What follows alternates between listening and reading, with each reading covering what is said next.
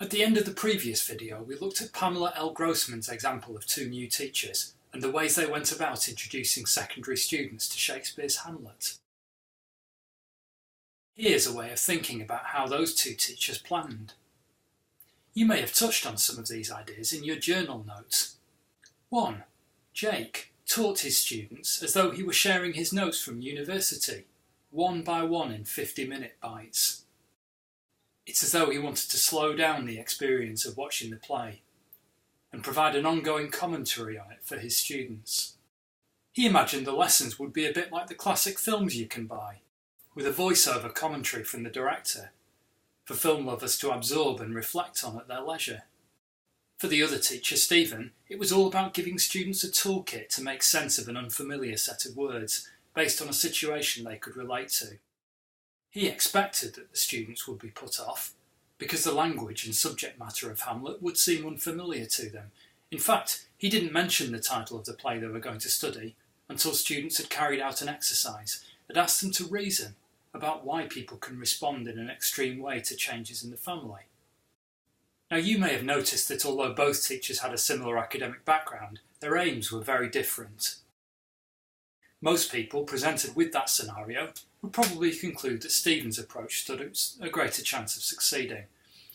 And in fact, of the two, Stephen was the teacher whose degree had included some teaching component.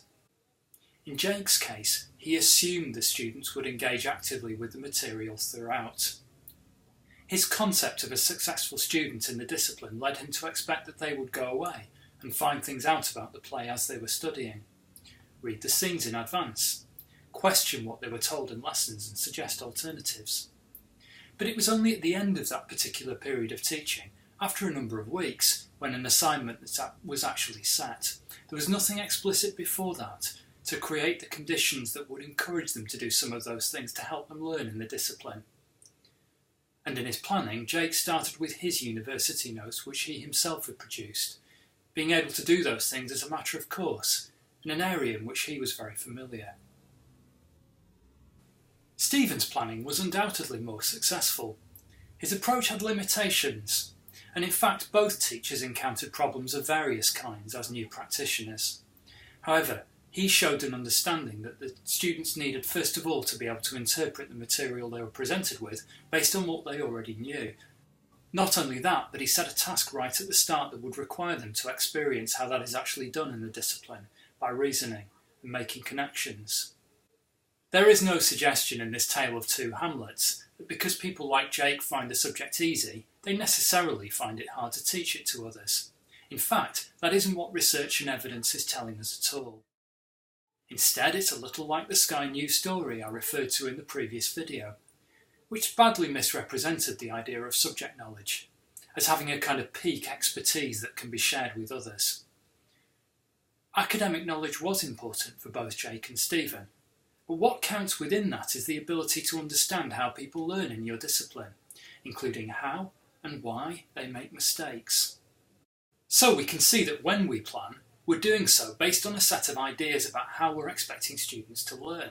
Those ideas affect the way a teacher actually goes about planning, the material we work from, what we spend time thinking about, and how we envisage the aims and sequence of activities. It is how our students will learn, rather than how we ourselves understand ideas, that is the focus of planning learning. We can help students by showing them what effective study and learning in a particular area looks like. An activity that asks how historians make decisions about significance, for example, or how a clinical student prepares for a day on placement. The example we've looked at here is teaching students to anticipate and interpret in literature. But there are many others.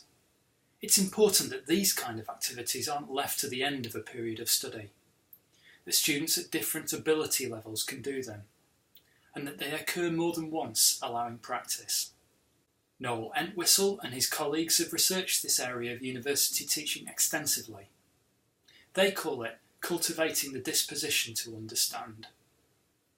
In the next video, we'll look at how this is done in a learning activity, and we'll discuss why social constructivism, as it's called, is so important in planning. If you look down the page, there is a reading for you to access and read before the next video.